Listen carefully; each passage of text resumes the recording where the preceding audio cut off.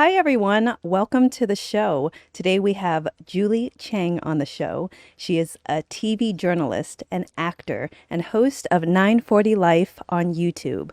She's also a wife, a mother, and a brain tumor survivor. And she's my neighbor. Yay!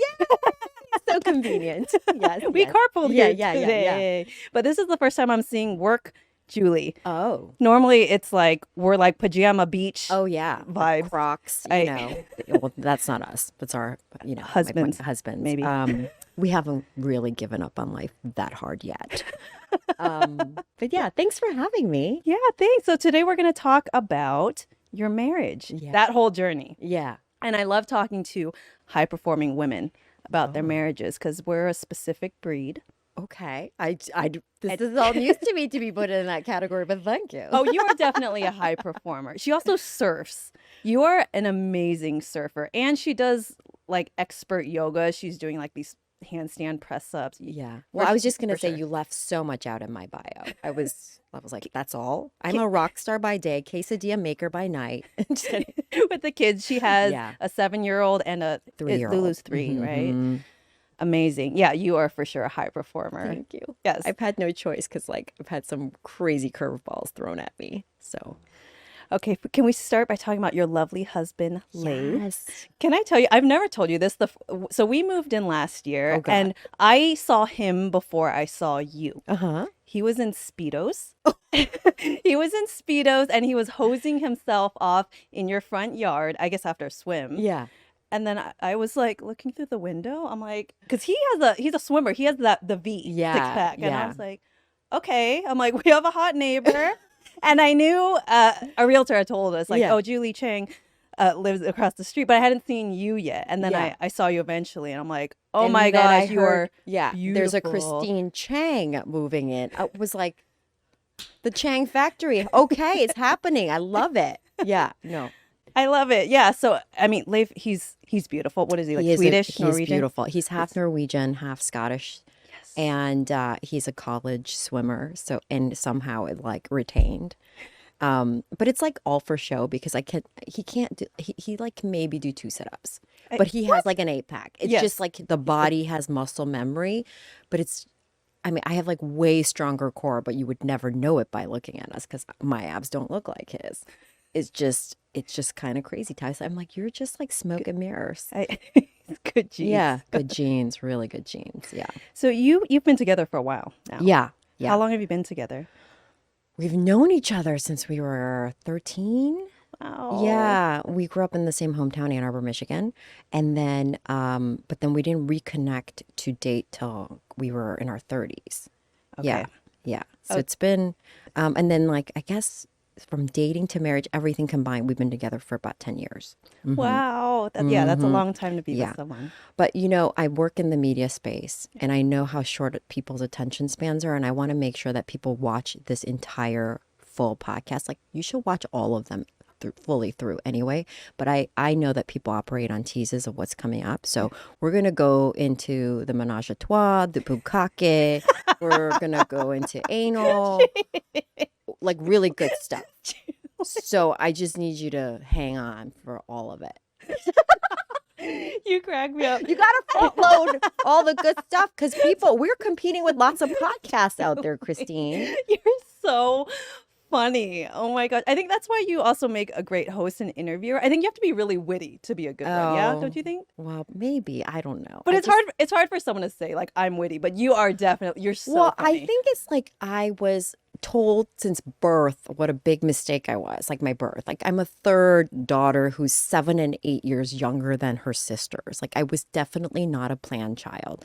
Like my mom would tell me like the most depressing story. She's like, oh yeah, so, I wanted to abort, but your dad was like, this might be a boy. So let's just, and it was during a time where they couldn't tell gender in advance.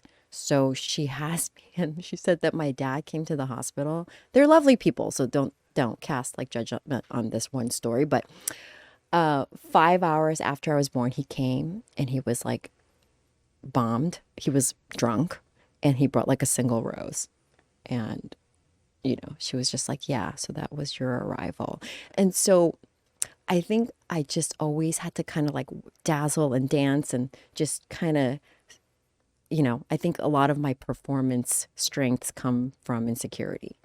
I think that's, Yeah, a lot of people in it's the very space, common. right? A Yeah. lot of like the high achievers, Yeah. overachievers. I have that as well. Yeah. I think it's common in the Asian community, Yeah. the way that we're So, brought up. yeah. So I think just the quick wit and the needing to, make people laugh and is coming a lot oftentimes from that space. So I'm trying to be like more quiet and better listener these days. Well, you Yeah. mentioned your family. Can we actually talk quickly about your sisters a little bit? Because Yeah. you have mentioned that, and because I feel like our families, that kind of shapes how you show up to Yeah. relationship and Yeah. in this world.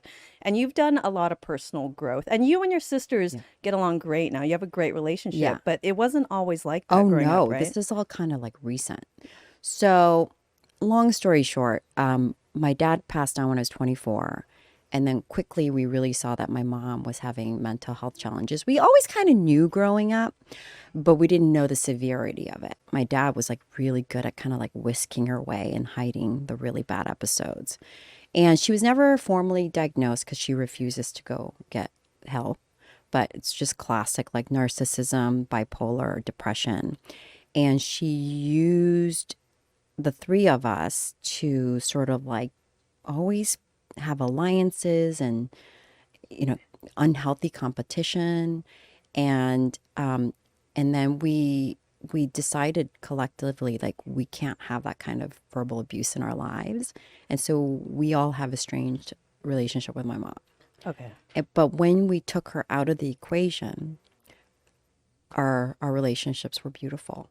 That's amazing. Did there have to be, was there like therapy or anything, or you just sat down and had a I talk? think all of us got independent therapy. We didn't get group, but I think it was just so clear what, the abuse that was being hurled towards us to be awful to each other. And the common denominator in every drama was, you know, my mom stirring the pot, Oh you know? man, that's tough. And we love her, and I've forgiven her for everything. It's just that if she needs like an extra kidney, I'm the first in line. But I don't think it serves her or me to be in a daily abusive relationship. So that was like probably one of the biggest grown up decisions I had to make. Was I had to say, and the real, I would never take back my brain tumor experience because it has given me so much in return. And one of the greatest things was when I had my brain tumor. That's when I had, like, when I got the diagnosis, that was the wake up call for me to say, I can't have this toxicity in my life. Because she was probably the first person I called after the diagnosis. And her first words to me were, why would you do this to me? I have so much on my plate already to worry about. Like, how dare you get this sick? And I just remember I was at a maturity point enough to say, this is really not about me. This is her. And I need to walk away and like surround myself with people who are going to help me through this really big journey. And yeah, so that was like a really clear moment for me where I was like, okay, like, you quickly, the brain tumor is like just gorgeous in a sense. Like, you get to attend your own funeral. You see who shows up. Like the show, you see who shows up for you. And yeah, and it just lets you like quickly house clean. You're like, okay, you in, you out. And even the people who weren't there, like, I get it. Like, people deal with like really scary news in different ways. Yeah. And some of those people, came back into my life when they were ready. And I respect that. Like, I respect you knowing your own boundaries and what you're comfortable with. Yeah. But it was such a beautiful journey in the sense it really showed me who was in it for the long haul in my life. And your husband was Yeah. Yeah. That's a good segue to him. He's like, so I think so Leif and I knew each other since we were teenagers. We went to rival high schools. I dated his best friend's older brother. okay. And so even though we were always in each other's orbit, he could never even make eye contact with me. A, because he's extremely shy. But B, I was older. I was dating like his swim captain's girlfriend, you know, like, so it was just like a lot of politics involved for him to even ever send flirty like vibes. Plus, he'll never admit to this, but like the entire town had a crush on him, like annoyingly. So I was like, internally, I was like, I don't want to play this game. Like, I'll come back for you later. Like, I'll plant the seed, come back for you in 20 years. And look, it worked. It worked. No, and so we were dating in New York. And well, long story short, I was working on a project that made me like reconnect with people from home. And in a single week, I think he was like the third person I met. And I send him this like really cryptic note. Like, I hadn't talked to him in 10 years. I had no idea like what he's up to. I go on his Facebook. It's on like triple lockdown mode. So it's like the last picture was from like 8 years ago. And I was like, well, clearly he's, you know, gay now and married. Like, and that's okay. But like, whatever. And so I like send him some generic. I'm like, hey, I'm working on a project. Like, I can tell you more in person. You know, if you even like read this. And he responded, and this is hilarious. So we meet for lunch. I have not talked to him in 10 years, and we were like never super close. So he's like, what? He thought I was going through AA, and he thought I was like on like the step where it's like you got to make amends. And so I show up to lunch, and what is the first thing I order? A rosé. So he's like, oh, like she is going through dark times. Like, but I'm here for her. Like, that's what's going through his mind. And then cut to like, you know, there was just like instant chemistry. And from that lunch on, we saw each other every day for 6 months before I moved to LA for a job opportunity here to host a morning show for with the specialty entertainment. And so we're doing long distance. I get this crazy diagnosis. I have a brain tumor. And they have to tell you the whole gamut of like what could be the outcome, right? So they're like, good chance you'll lose some vision, if not all vision. Good chance you might have slurred speech, because where your tumor is, it's like where all your sensors are controlled.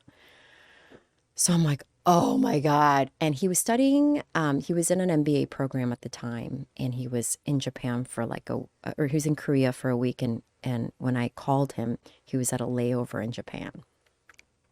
So I tell him this diagnosis, and I'm like, listen, you are, what, 33? I'm like, this is a lot for anyone to sign up for after a year of dating, let alone like half of it long distance. Why don't we resume if we resume? Like, let's just see how this all plays out. But you do you live your life in Manhattan. Like, I'll do me, and like, I don't expect you to carry this burden with me. He's like, okay. He immediately comes from Japan to my house in LA, and he's like, throw a white dress in the car. And we were going camping in Utah, and he's like, I'm not like a Vegas Elvis Chapel type guy, but he's like, I bet you if we paid the person there, they'll meet us anywhere to marry us. And I was like, I'm like, I just tried to break up with you. Like, are you not, like, is this not registering? I'm like, am I even like bad at breakups? Like, what is happening?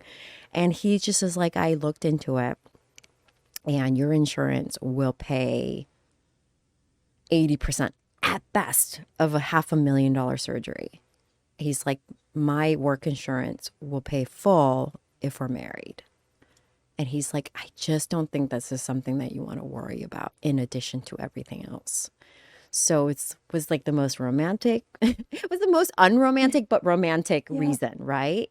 And so sure enough, we found a freelance minister to meet us in the middle of the Red Rocks called Valley of Fire, 2 hours outside of Vegas.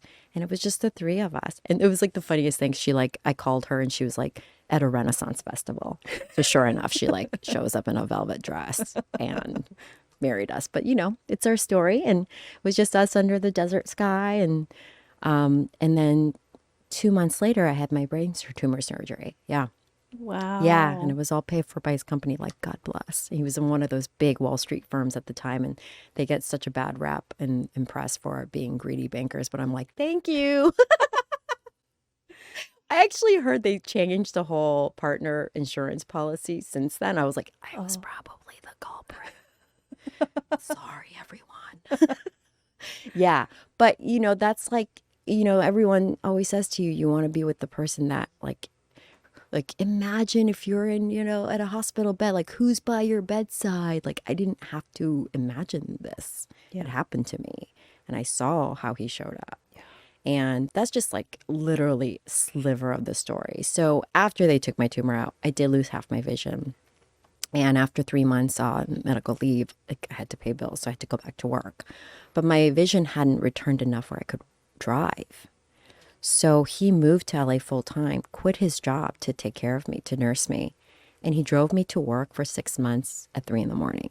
Oh my gosh.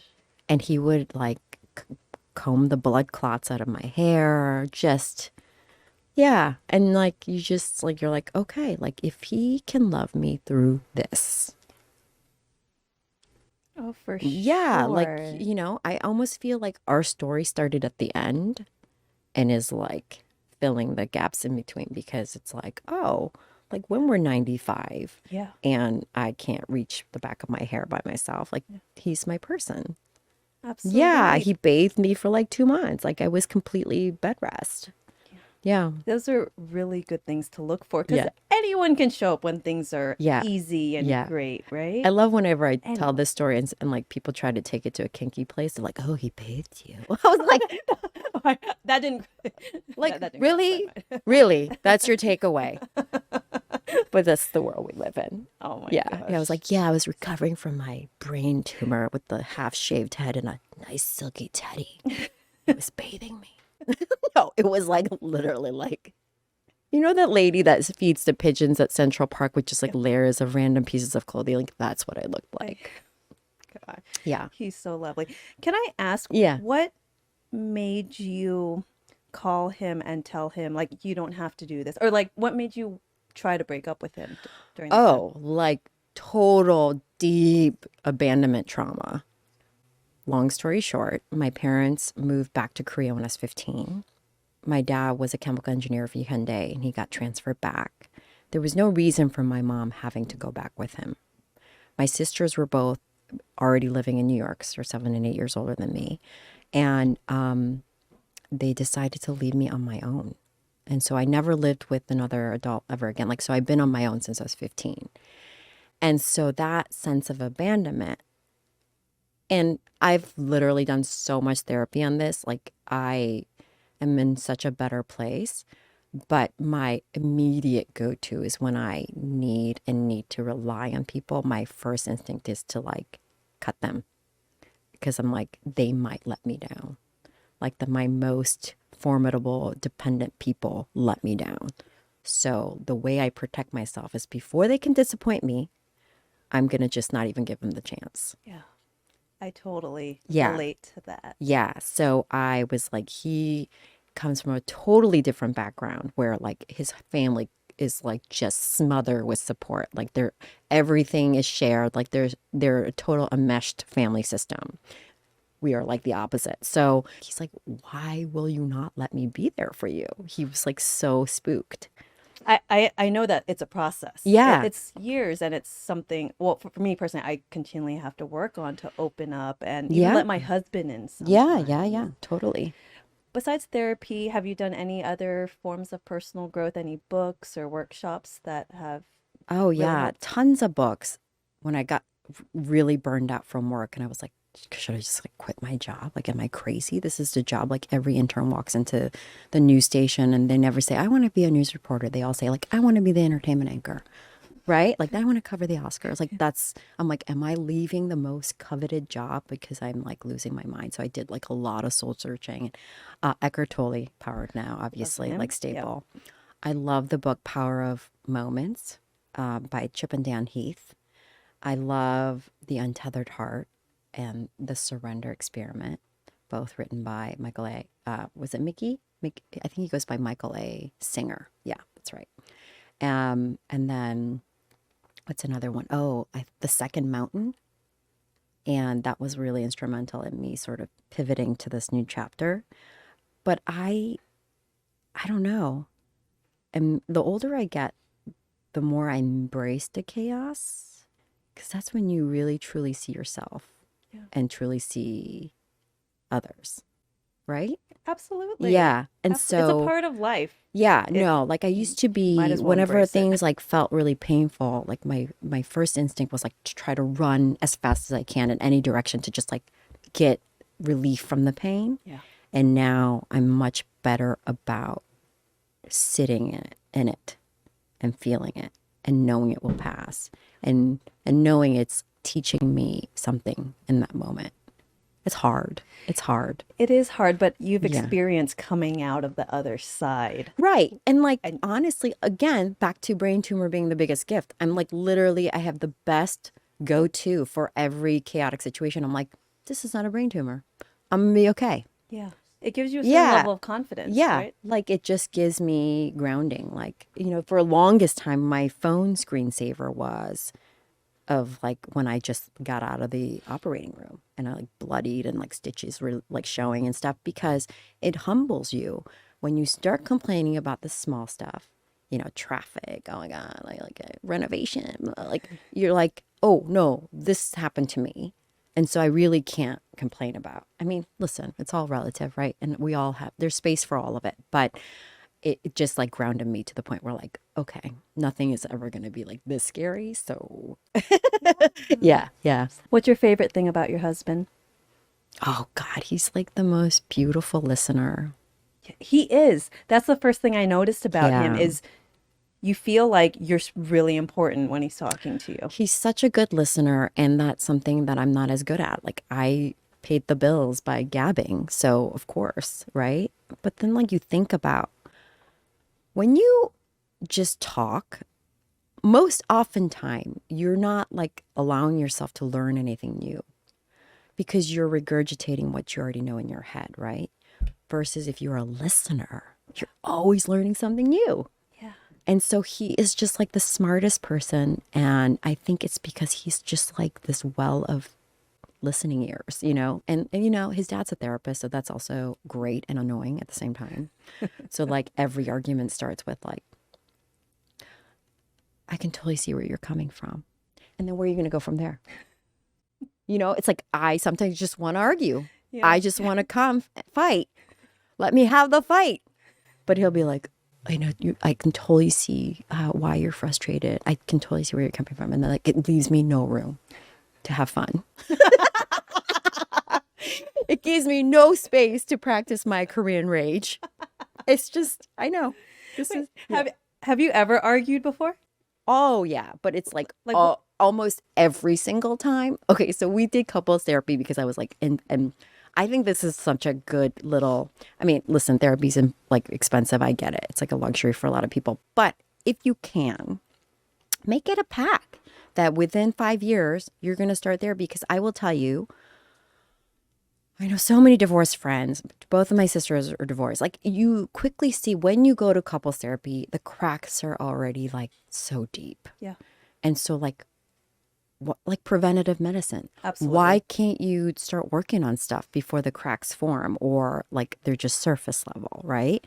So because I'm so scared of divorce, like I used to just think I would never get married because I'm like, oh, marriage is so scary. But what I was scared of was the divorce. And so I got married and then like I made him promise that within 5 years we'll start couples therapy. And so we did. And we didn't like, I think that my therapist looked at us like, what? Are we seriously talking about like arguing about like who got what at Trader Joe's? Because we didn't have like, he had an affair or like, everyone's problems carry weight. But like ours was just definitely not like what she was used to. But what it revealed was just like how much better you can communicate with someone. And also every single couples therapy session was definitely like staggering, flashing lights that the problem was with me. Like I had so many abandonment issues. Like I was like basically left to my own defenses at my most vulnerable stage besides infancy, right? 15. Yeah. Like you can't drive, but you can get pregnant. There's drugs around, and like you're all by yourself. Like so, there were so many ways I could have gone sideways, and And I'm thankful for it. But anyway, like almost every argument we had was like definitely rooted in my trauma. He And didn't have it. Oh, I'm sorry to no, interrupt. no. I was So gonna say, he doesn't have he anything. he does, but I think his damage is like the enmeshed thing, Okay. like where I'm so independent and individual. He's the opposite. Like Okay. he doesn't want to stand out. He wants to take a, he wants to take a back seat to everything, and so it plays out in like we are literally the yin and yang, or I say yin to my Chang. But you can use that for Pete because you have a Chang. Yes, yes. We could have a whole spin-off podcast called Yeah. He's my yin to my Chang. Can you imagine if they came on my podcast? I feel like they would. No one would talk. Oh my I mean, God. We both have men who really love us because they're extremely shy and private. And the fact that they like put up with their shenanigans where we overshare everything is like total proof. Yeah, that and like brushing blood clots out of my hair. All the other stuff, I don't know. But those two things, I know he really loves me. Yeah. I love it. I mentioned to Pete that I would love to start going to therapy together, and I 100% agree. Yeah. Why wait until Yeah. something's like a huge Yeah. So we did problem? that for like 2 years, a year and a half. Okay. And then my therapist Break. like kindly was like, I think our work is done here, but Julie, we should really just continue with you. I was like, okay, noted. So yeah. So I had to do personal therapy for like 2 years. I stopped, and then the panic attack started happening when pandemic started. So I went back. And then we'll see what happens now. Yeah. Do you know what triggered the panic attack? Oh my God, you're gonna totally get spooked out by this. I tell this story, and like every time I tell them, like the goosebumps raise. I have been very lucky to have traveled to 75 countries. Amazing. I used to, when I lived in New York, I probably like took planes more than cabs because I was doing a long distance relationship with someone living in London. So I literally have hopped on so many flights, never giving it a thought, like would look forward to it because I was on a hellish morning shift where like I never slept. So I was like, oh, 6 hours where I can just sleep and no one can reach me. Amazing. And then cut to pandemic starts. And I'm like, any place where I cannot make a fast escape, like just, I felt like I was drowning. I can't take in breath. It first showed up for me when we went to take the kids to Big Bear to experience snow. The minute we were like in higher altitude and like in a car for that long, it's not even that long, it's like an hour and a half ride. I had to have Leif pull over on the side of a windy ass road highway. And he walked with me with shoes off and socks off, two kids screaming in the car just so I can like breathe again. And I was like, we have to turn around. We have to go home. He's like, honey, we just got here. It's like going to be 2 hours if we turn back now. It's like not going to be any better in the car for you. So that's when it first showed up for me. Second time it showed up for me, we went to, when COVID like kind of looked like it was phasing out. Psych. We went to a 50-person like live theater performance. Gorgeous little intimate theater in the West Side. The minute they shut the theater doors, I had to like take my belt off, shoes off, like I could not breathe. And then just thinking of the plane, I would have these recurring nightmares, and it's because like you see that in the news sometimes of like people who had to be duct taped to their seat because they were so unruly. Right. Like that was like me and my dream. Like I was like the lady who like kicked the door open, running down the tarmac, like body slam me down, bring me back onto the plane, and like duct tape me to my seat. That was like playing out. So I did EMDR. I forgot what EMDR acronym stands for, but basically, if you are actually in a session with a therapist, they'll give you this machine that you hold. It's like two little pebbles, but it vibrates, and the vibration goes back and forth, and sometimes it's a long vibration, short vibration. All it does is it preoccupies your brain and disarms you enough so that they can go deeper. Okay. So if you distract the part of the brain that's like, oh, I want to sound good, or I don't want to like reveal this part of me, it just like removes a layer. Okay. And they ask you really strategic questions. They're like, oh, well, when was the last time you felt this way? And when this happens, like what sensations happen? And it just, you lead them down to the trauma. So the first EMDR I do with her after the panic started, the session wraps and she goes, have you ever almost drowned? And I'm like, like I had like scary current moments when I'm surfing, but like, no, I like live for the ocean. I live for the pool. Like I'm like a waterer. I'm like a mermaid. Yeah. And she's like, okay. And I was like, why do you ask? She's like, well, you said the word drowning 11 times in the first 16 minutes. Oh, interesting. Didn't think about it. Second session, an hour of EMDR, she goes, I would really ask family members if you've ever like come close to drowning. Maybe you were a baby. Maybe you don't remember. I was like, why? She's like, well, you said the word drowning 26 times in a 45-minute EMDR session. So I was like, oh, okay. So I call my sister in New York and I'm like, hey, do you know if I've ever like almost come like to drowning when I was little? And she's like, no. And she's like, why would you ask? I'm like, well, I have this image in my head where I'm like, I tip over and my eyes sting and I grab 2 heaps of sand and pebbles and I just put it in my mouth and I can like feel the grit. And then I hear someone scooping me up and like people screaming. And she's like, how would you ever remember that? You were 8 months old. Mm. So, your nervous system never forgets. There's like a book called Your Body Keeps Score. It's so powerful. Your nervous system never forgets. And it was always laying there dormant. And I love the spin my therapist put on it. She said, how beautiful that your body now feels safe to process it. She said, you've been in a flight stance for 17 years because you were in this like cutthroat broadcast environment and you never felt quite secure and safe. So you just kept all this stuff in that needed to be processed. And she's like, for the first time in your life, you have a partner who is extremely supportive. So economically, you're in a comfortable place. So now your body is like, okay, you can be released. Mm. And so it's like, it was always going to show up. But the fact that you have this space of luxury to let it out and work through it, she's like, you should feel really good about it instead of being like, why is this happening to me? Right. You know, because that's a perspective I could have easily taken. Mm-hmm. That's like part of the panic, I guess. You never know the full story, but I think at the really, really, really, really deep root of it was probably that scare with the drowning. Besides the EMDR, yeah, is there anything else that helps? Valium.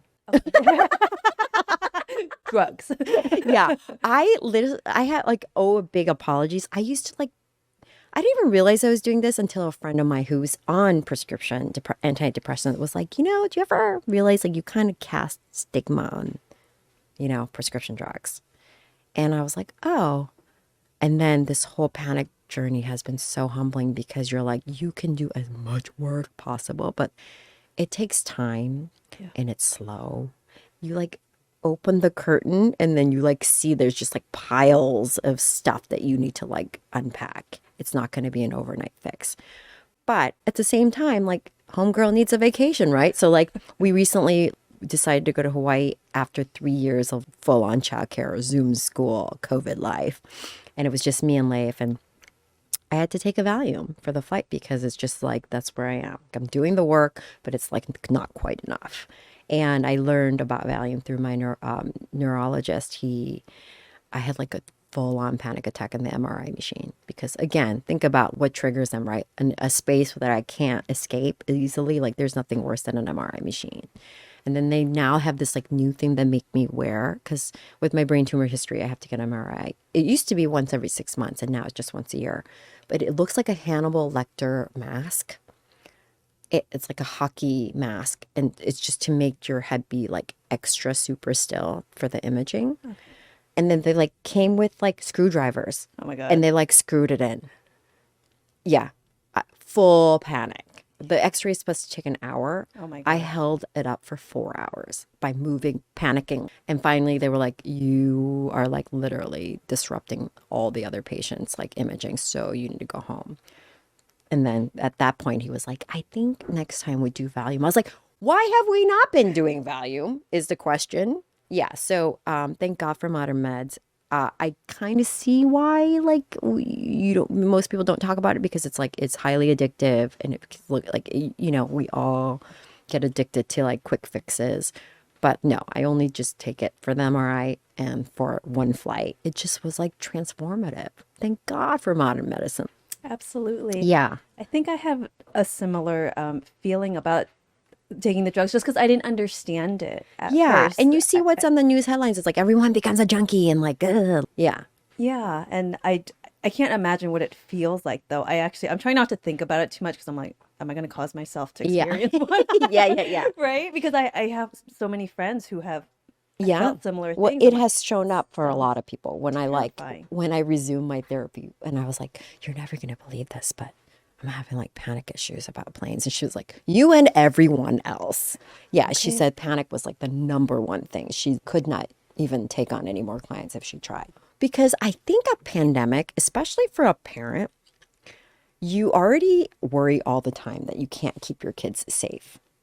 But then a pandemic really reassures that you can't keep your like you can't even keep yourself safe. Like no one can be safe.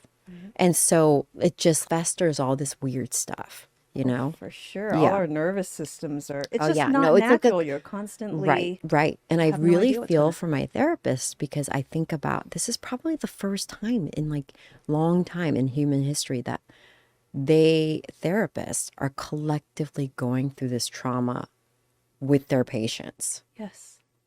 Right? Yeah. Like, can you imagine all day, all night helping people through this? And I'm like, you're not titanium. Like, Right. you're absorbing that stuff. Oh, absolutely. Yeah. And isn't that why you left your news anchor job? Because you tried, didn't you mention you tried to like, I'm just shutting it off. I'm just, reading, but Oh no, it's it goes. impossible Yeah, to it's not let impossible. And things affect you. especially when you become a parent, you process news so differently. You know, I'll never forget. Remember those like children that were found in the basement, like chained to chairs, Oh like my gosh. 16 or 19 kids. It was in Paris, like California. I remember. Austria, I think. Wait, there No, was it was two in cases. California. Yeah, It yeah, was in no, there's, California, yeah. and like dad had that bowl Oh, yeah, haircut. Yeah. You can't shake that kind of stuff off. And so, well, two things happened. What led me to developing 940 docuseries is when I was in the ICU after my brain tumor. You don't quite know if you're gonna like fully make it because you're just like so drugged. I'm like in so much pain. There was never a part of me that was like, oh, I wish I would have covered one more Oscar. like, I wish I would have interviewed Brad Pitt one more time. Like, there was none of that. It was just like me literally looking at time in a completely different, through an optical lens that is like, was so crystal clear. I started counting. You can do simple math and figure out like how many more times you're going to see your parents. Yeah. I started thinking about, oh, I read like 5 books a year. I wish I could read more, but like time, right? And so you're like, I have to be so effing selective about the book I'm going to select next because I only have X amount of books probably left in my life. And so I became pregnant with Drix 3 months after my brain tumor surgery. That's like a whole nother Nicholas Sparks story because they were like, you'll never get pregnant.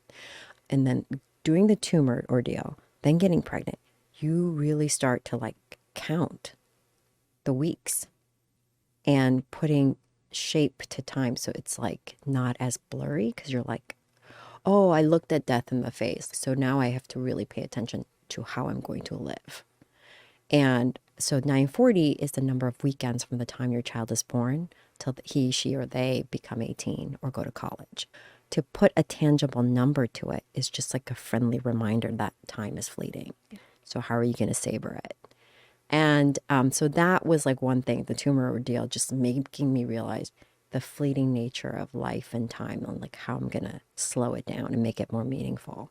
Because again, like I wasn't like, I need to interview Britney Spears one more time. No, that's not what was going through my mind. I was like, if I die tomorrow, what's the legacy I leave behind?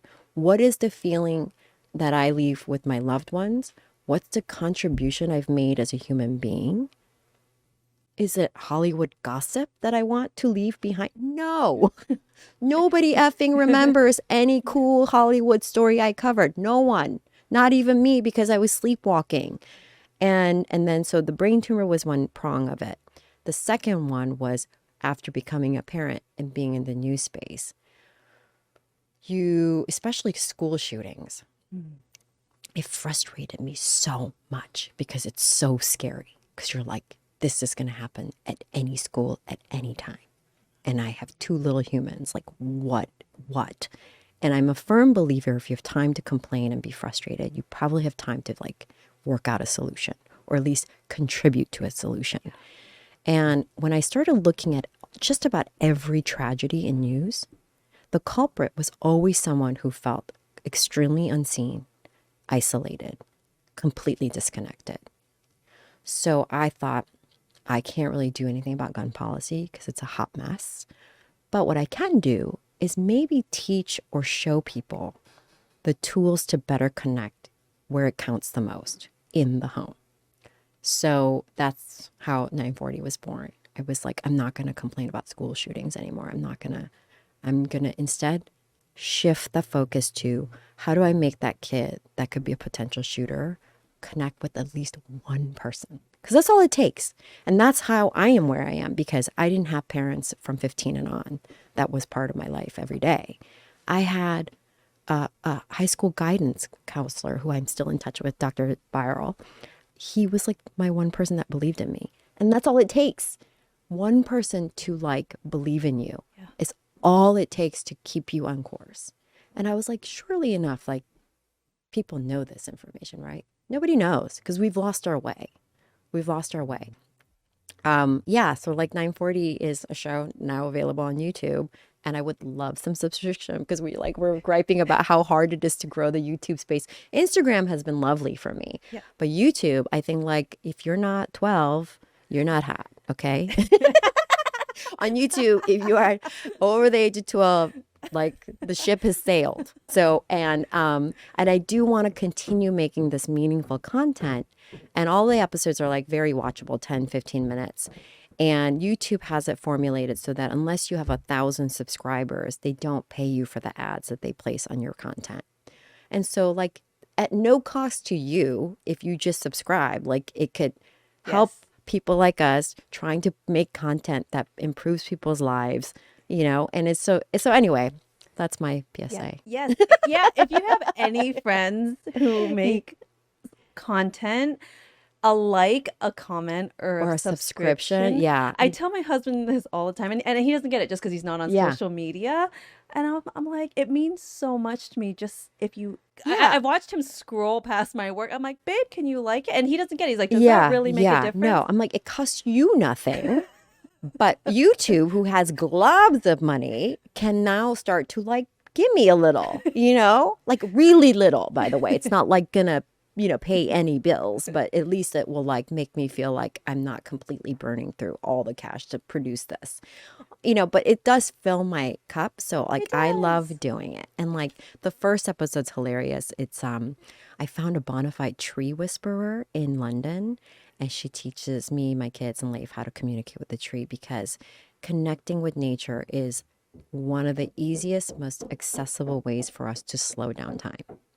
And so the funniest thing is, Leif was so surly. He was like, what do you want me to do? Because like I didn't give him any context. I like pulled him out of his conference call. I'm like, can you come here? He's like, what do you need me to do? I'm like, go talk to that tree. He's like, what? He's like, woman, I brought you back from brain tumor. Like, leave me the F alone. No. He was like, you want me to do what? On camera. He's like a surly teenager. And then he goes, and he's the only one that hears something back right away. Of course. Leif. Yeah, Leif, of course, Leif, the listener. Of course, the tree is going to confide in Leif because he's like the human listener, like of the greatest listener of all time. Yeah, but it's like half the time it's an act because he's like, I'm listening. I was like, don't you remember we had a birthday party? Yeah, it's just like, but it's usually like a blank thought bubble. Like you're like, oh, he's so hot, like and mysterious and a good listener. And meanwhile, it's like tumbleweeds. Okay, I have one last question because a lot of our listeners are independent women who are into personal growth, and they'd love to create the life of their dreams, and that includes having a loving partner and what you talked about last hour, all the personal growth. So if you could give them advice, just like you're giving your daughter Lulu advice, like what are you teaching her about how to create the life of your dreams? Well, this sounds so like yoga guru, but it's really true. I think the most important step you should take, especially as a woman, is inward. Because the outside world will tell you like your worth is valued by your looks. You need to rely on a partner who makes a high income. Like the world is just full of damaging messaging, period, but especially towards women. So take that inward step. The second thing is everything that happens in your life is usable. So stop playing victim and think about what if this is happening for me, not to me? And how can you change that perspective so that you're like, oh, like for me, I could like be, oh, boo, is me. I had a brain tumor and I don't have half my vision. Like, no, look at what it did for me. It sped up the time for me to see life was in it, you know? It made me hit a reset button. So I totally was able to take true stock of life. Listen, I'm human. I forget too. I start complaining about stupid shit. But like, what a gift because I view it as a gift. And then thirdly, you can manifest some powerful shit. So I'm a vision thinker and I'll never forget, I created this vision board, I want to say like 10, 15 years ago.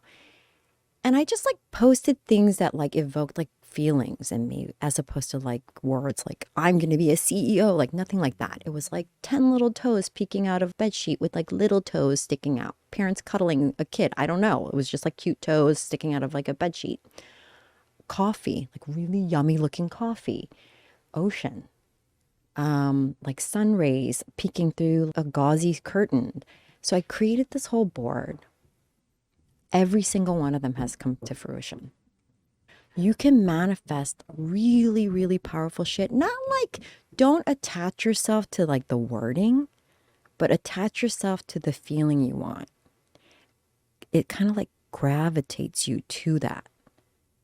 I don't know how to No, describe it's it, true you that the know? feeling is the most important part because I mean, you could glue any photos you Yeah. want, but if you don't believe it, if you still think it's impossible, Yeah. it's And not then the gonna happen. work is like have that vision board and have that feeling you know you want. And that can be your person, the stability and the loving and care and like hot, sexy, whatever, that feeling, like you're gravitating towards that.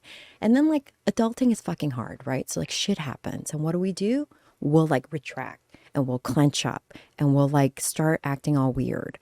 That's when like you can't manifest it. So besides the hardships of life, can you take the punches as they come and then stay open despite it? Like, can you almost like imagine yourself like a Brita filter? All the shit's like pouring in, but it just like filters out and you don't hang on to any of it. The most common compliment I get about myself is like, you have so much energy, you have so much light. And the way I listen to that is that despite the curveballs that have been thrown at my way, I've stayed open. It's hard. It's really hard. It's like so tempting to like be a minded person and just like retract. If I stay open, what's going to happen like is like that's the energy people feel.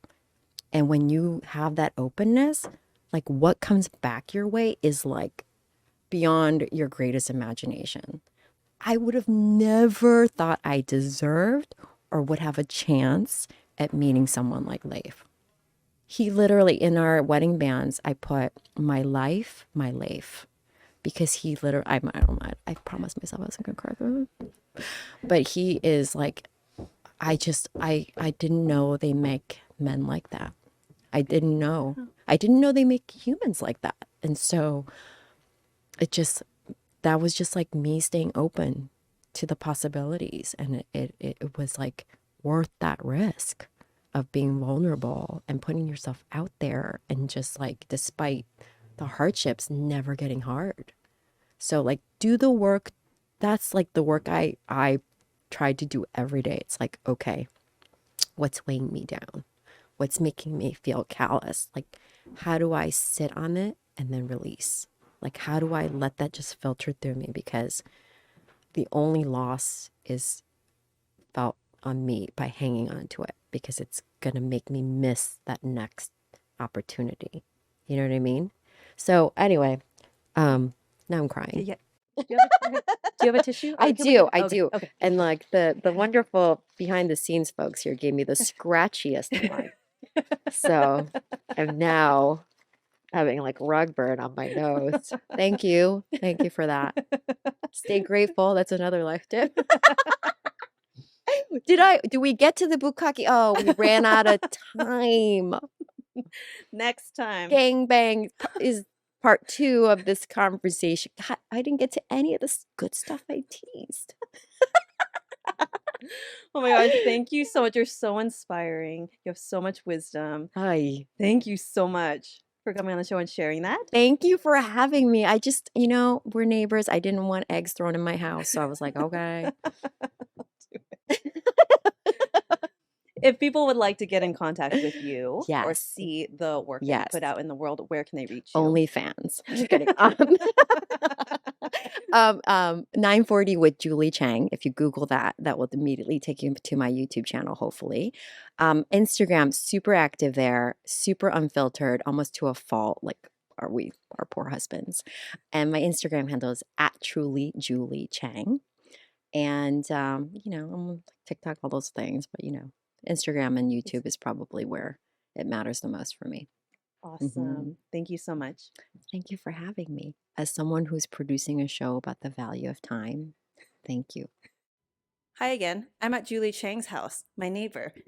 Hi, this is the real us, by the way. Like sweats, no bra, hair sideways. Yeah. We're borrowing each other's clothes. Oh yeah, Look at this that. is ski gear for Christine's Aspen trip. Yeah, because I own no ski gear. This girl's from California. But you fancy. Julie- You I- fancy I am going fancy. to Aspen. Yeah. Just wait. Okay, so Julie wanted to drop one more nugget. We forgot to drop Yeah. a nugget here. I came home after my podcast with you and I was like, God, that was really annoying. I painted this like love story, Nicholas Sparks-esque, like, oh, we met. I was really like, I had brain tumor and he saved me. And we like no.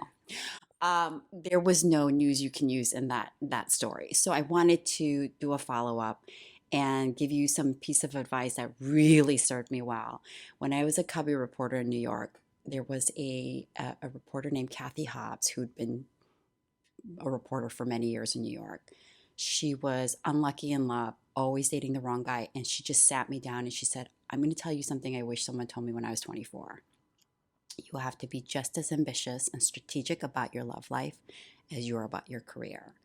And that's so true. Yes. Like your perfect person is not going to fall on your lap. Like your perfect job is not going to just fall on your lap. You can't expect people to do that as well. So I was very strategic in getting very clear about the type of person that was going to work for me. And when I realized Leif was a person, I literally I was like, but you just have to be so strategic. And I know society will tell you if you're strategic and you plan to meet your person that somehow you're desperate or calculated, whatnot.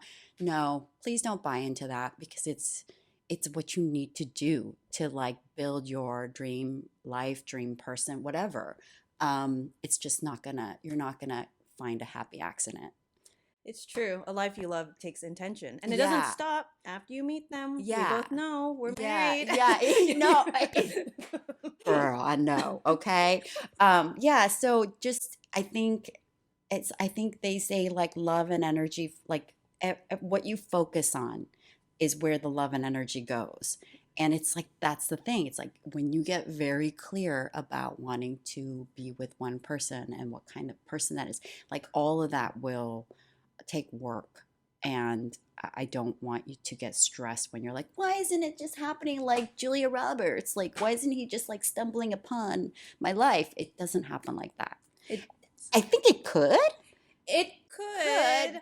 But more often not, it doesn't. If you want it, if that's what you're looking for, you Yeah. should be intentional about it. Yeah, if you want any career goal, what do? You often sit down, and some people are fancy enough to get a career coach, and you literally bullet point this next step by step. I don't think there's any shame to do that about your love life. No shame. And I think some people think it's not romantic. Yeah, We that's fantasize true. about the you know. I know. watch a I like when movie. people meet by like dating apps, they're like all shameful. They're like, "No, we Yes! met up." I was like, No. "Yes, like what's the shame?" Who cares if the Yeah. person is in front of you? Who Yeah. cares how you meet them? If you're happy, Yeah. why does it matter? So that was the thing I needed to share with you is that like Leif didn't just like stumble into my life. I didn't just stumble into his. Like I saw that target and I was like